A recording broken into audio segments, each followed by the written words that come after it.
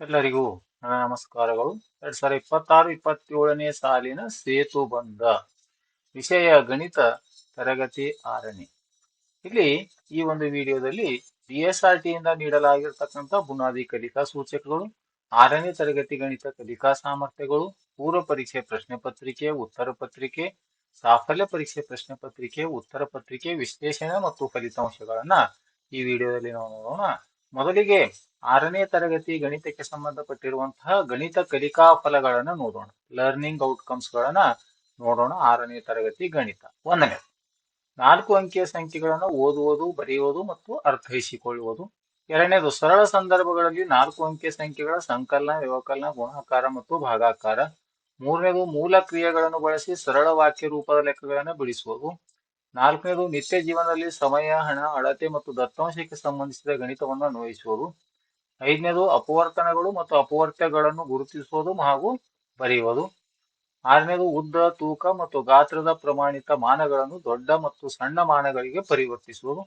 7ನೇದು ಕೋನಗಳ ಅರ್ಥ, ವಿಧಗಳು ಮತ್ತು ರಚನೆಯನ್ನು ತಿಳಿಯುವುದು ಹಾಗೂ ಜ್ಯಾಮಿತಿಯ ಉಪಕರಣಗಳನ್ನು ಬಳಸುವುದು. 8ನೇ ಕಲಿಕಾ ಫಲ ಸಮಾನ ಭಿನ್ನರಾಶಿಗಳನ್ನು ಗುರುತಿಸುವುದು ಮತ್ತು ಭಿನ್ನರಾಶಿಗಳನ್ನು ಹೋಲಿಸುವುದು. 9ನೇದು ಭ್ರಮಣ ಮತ್ತು ಪ್ರತಿಫಲನ ಸಮಮಿತಿಯನ್ನು ಗುರುತಿಸುವುದು ಹಾಗೂ ಗ್ರಿಡ್ ಬಳಸಿ ಘನ ಆಕೃತಿ ವಿನ್ಯಾಸಗೊಳಿಸುವುದು. 10ನೇದು ಪ್ರಮುಖ ದಿಕ್ಕುಗಳನ್ನು ಗುರುತಿಸುವುದು ಮತ್ತು ವಿವಿಧ ನಕ್ಷೆಗಳನ್ನು ಬಳಸಿ ಸ್ಥಳ ಗುರುತಿಸುವುದು. ಇಷ್ಟು ಈ ಒಂದು ಕಲಿಕಾ ಫಲಗಳಿವೆ. ಇನ್ನು ಪೂರ್ವ ಪರೀಕ್ಷೆಯ ಪ್ರಶ್ನೆ ಪತ್ರಿಕೆಯನ್ನು ನೋಡೋಣ. ಪೂರ್ವ ಪರೀಕ್ಷೆ ಪ್ರಶ್ನೆ ಪತ್ರಿಕೆ, ಉತ್ತರ ಪತ್ರಿಕೆ, ಸಾಫಲ್ಯ ಪರೀಕ್ಷೆ ಪ್ರಶ್ನೆ ಪತ್ರಿಕೆ, ಉತ್ತರ ಪತ್ರಿಕೆ ನಮೂನೆಗಳನ್ನ ಇವೆಲ್ಲವುಗಳನ್ನ ಈ ಒಂದು ಪ್ರತಿಯೊಂದು ವಿಡಿಯೋದ ಡಿಸ್ಕ್ರಿಪ್ಷನ್ ಬಾಕ್ಸ್ ನಲ್ಲಿ PDF ಲಿಂಕ್ ಅನ್ನ ಕೊಟ್ಟಿರ್ತೀನಿ. ತಾವು ಅದನ್ನ ಡೌನ್ಲೋಡ್ ಕೂಡ ಮಾಡ್ಕೊಳ್ಬಹುದು. 1ನೇ ಪ್ರಶ್ನೆ ಪೂರ್ವ ಪರೀಕ್ಷೆಯ ಪ್ರಶ್ನೆ ಪತ್ರಿಕೆ. ಮೊದಲನೇ ಪ್ರಶ್ನೆ 2500 ಈ ಸಂಖ್ಯೆಯನ್ನು ಅಂಕಿಗಳಲ್ಲಿ ಬರೆಯಿರಿ. 1200 ಪ್ಲಸ್ 800 ಮೊತ್ತ ಎಷ್ಟು? 3ನೇದು ಒಂದು ಪುಸ್ತಕದ ಬೆಲೆ 20 ರೂಪಾಯಿ ಆದರೆ 5 ಪುಸ್ತಕಗಳ ಬೆಲೆ ಎಷ್ಟು? 4ನೇದು 1 ಮೀಟರ್ಗೆ ಎಷ್ಟು ಸೆಂಟಿಮೀಟರ್ಗಳು? 5ನೇ ಪ್ರಶ್ನೆ 10ರ ಯಾವುದೇ ಎರಡು ಅಪವರ್ತ್ಯಗಳನ್ನು ಬರೆಯಿರಿ. 6ನೇದು ಕೋನಗಳನ್ನು ಅಳೆಯಲು ಬಳಸುವ ಜ್ಯಾಮಿತಿಯ ಉಪಕರಣ ಯಾವುದು? 7ನೇದು 1/2 ಮತ್ತು 2/4 ಇವುಗಳು ಸಮಾನ ಭಿನ್ನರಾಶಿಗಳಿಗೆ ಹೌದಾ ಅಥವಾ ಇಲ್ಲ ಅಂತ ಉತ್ತರವನ್ನು ಬರೀತಕ್ಕಂಥದ್ದು. 8ನೇದು ಕನ್ನಡಿಯ ಮುಂದೆ ನಿಂತಾಗ ಕಾಣುವ ಬಿಂಬವು ಯಾವ ಸಮಮಿತಿಗೆ ಉದಾಹರಣೆಯಾಗಿದೆ? 9ನೇದು ಸೂರ್ಯನು ಉದಯಿಸುವ ದಿಕ್ಕು ಯಾವುದು? 10ನೇ ಪ್ರಶ್ನೆ ನಿಮ್ಮ ಶಾಲೆಯಿಂದ ಮನೆಗೆ ಹೋಗುವ ದಾರಿಯ ಅಂದಾಜು ನಕ್ಷೆಯನ್ನು ಏನೆಂದು ಕರೆಯುತ್ತಾರೆ ಅಂತ 10 ಪ್ರಶ್ನೆಗಳಿವೆ. 10 ಕಲಿಕಾ ಫಲಗಳು. ಈಗ ಪೂರ್ವ ಪರೀಕ್ಷೆಯ ಪ್ರಶ್ನೆ ಪತ್ರಿಕೆಯ ಉತ್ತರಗಳು.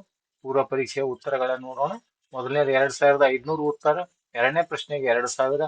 3ನೇ ಪ್ರಶ್ನೆಗೆ 100 ರೂಪಾಯಿಗಳು. 4ನೇ 100 ಸೆಂಟಿಮೀಟರ್. 5ನೇದು 10ರ ಅಪವರ್ತ್ಯ 10, 20, 30 ಯಾವುದೇ ಎರಡನ್ನ ಬರೆಯಿರಿ ಅಂತ ಹೇಳಿದ್ದಾರೆ. ಕೋನವನ್ನು ಹೇಳ್ತಕ್ಕಂಥದ್ದು ಕೋನ ಮಾಪಕ. 7ನೇದು ಹೌದು. 8ನೇದು ಪ್ರತಿಫಲನ ಸಮಮಿತಿ. ಸೂರ್ಯ ಉದಯಿಸುವ ದಿಕ್ಕು ಪೂರ್ವ. ಈ ಒಂದು ಶಾಲೆಯಿಂದ ಮನೆಗೆ ಹೋಗ್ತಕ್ಕಂಥದ್ದು, ಮನೆಯ ಶಾಲೆಗೆ ಹೋಗ್ತಕ್ಕಂಥ ನಕ್ಷೆಯನ್ನ ನಾವು ಮಾರ್ಗ ನಕ್ಷೆ ಅಥವಾ ರೂಟ್ ಮ್ಯಾಪ್ ಅಂತ ಅದನ್ನ ಕರಿತೀವಿ. ಈಗ ಸಾಫಲ್ಯ ಪರೀಕ್ಷೆಯ ಪ್ರಶ್ನೆ ಪತ್ರಿಕೆಯನ್ನು ನೋಡೋಣ. ಪೂರ್ವ ಪರೀಕ್ಷೆ ಮತ್ತು ಸಾಫಲ್ಯ ಪರೀಕ್ಷೆ.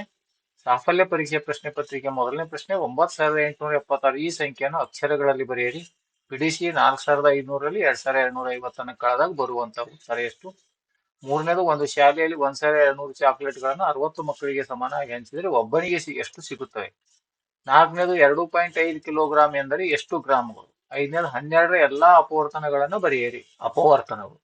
6ನೇದು ಕೋನ ಮಾಪಕ ಬಳಸಿ 90 ಡಿಗ್ರಿ ಕೋನವನ್ನು ರಚಿಸಿ ಮತ್ತು ಅದರ ಹೆಸರನ್ನು ಬರೆಯಿರಿ. 7ನೇದು 3/4 ಮತ್ತು 1/4 ಇವುಗಳಲ್ಲಿ ಯಾವುದು ದೊಡ್ಡ ಭಿನ್ನ ರಾಶಿ ಅಂತ.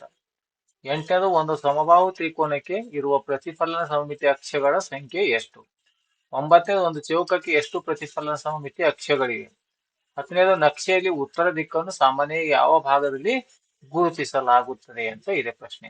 ಈಗ ಆ ಪ್ರಶ್ನೆ ಪತ್ರಿಕೆಗೆ ಸಾಫಲ್ಯ ಪರೀಕ್ಷೆ ಪ್ರಶ್ನೆ ಪತ್ರಿಕೆ ಉತ್ತರವನ್ನು ನೋಡೋಣ. 9876, 2250, 220 ಚಾಕ್ಲೇಟ್ಗಳು, 2500 ಗ್ರಾಮ್. 12ರ ಎಲ್ಲಾ ಅಪವರ್ತನಗಳು 1, 2, 3, 4, 6, 12. ಲಂಬ ಕೋನ ಅಂತ ಇದನ್ನ ಚಿತ್ರ ಕೂಡ ನಾವು ಲಂಬ ಕೋನವನ್ನ ಹಾಕಬೇಕಾಗಿದೆ. ಇಲ್ಲಿ ಈ ರೀತಿಯಾಗಿರ್ತಕ್ಕಂಥ ಒಂದು ಲಂಬ ಕೋನವನ್ನು ಗುರುತಿಸ್ತಕ್ಕಂಥದ್ದು. 3/4 ಸಮಬಾಹು ತ್ರಿಕೋನವು 3 ಸಮಮಿತಿ ಅಕ್ಷಗಳನ್ನ ಹೊಂದಿರುತ್ತದೆ. 9ನೇ ಪ್ರಶ್ನೆಗೆ ಉತ್ತರ 4. ಉತ್ತರ ದಿಕ್ಕನ್ನ ಮೇಲ್ಭಾಗದಲ್ಲಿ ಗುರುತಿಸುತ್ತೆ ಅಂತ. ಆದ್ಮೇಲೆ ಈ ರೀತಿ 4ರಿಂದ 10ನೇ ತರಗತಿಯ ಗಣಿತ ಮತ್ತು ವಿಜ್ಞಾನ ವಿಷಯಕ್ಕೆ ಸಂಬಂಧಪಟ್ಟಿರುವಂತಹ ಒಂದು ಪೂರ್ವ ಪರೀಕ್ಷೆ, ಸಾಫಲ್ಯ ಪರೀಕ್ಷೆ, ಸೇತುಬಂಧಕ್ಕೆ ಸಂಬಂಧಪಟ್ಟಿರುವಂತಹ ಪ್ರತಿಯೊಂದು ಅಂಶವನ್ನು ಕೂಡ ನಾನು ವಿಡಿಯೋದ ಡಿಸ್ಕ್ರಿಪ್ಷನ್ ಬಾಕ್ಸ್ ನಲ್ಲಿ ಪ್ರತಿಯೊಂದು ವಿಡಿಯೋದ ಡಿಸ್ಕ್ರಿಪ್ಷನ್ ಬಾಕ್ಸ್ ನಲ್ಲಿ PDF ಲಿಂಕ್ ಅನ್ನು ಕೊಟ್ಟಿರ್ತೇನೆ ಮತ್ತು ಗಣಿತ ಮತ್ತು ವಿಜ್ಞಾನಕ್ಕೆ ಸಂಬಂಧಪಟ್ಟಿರುವಂತಹ ವಿಡಿಯೋಗಳನ್ನ ಮಾಡ್ತಾ ಇದ್ದೀನಿ.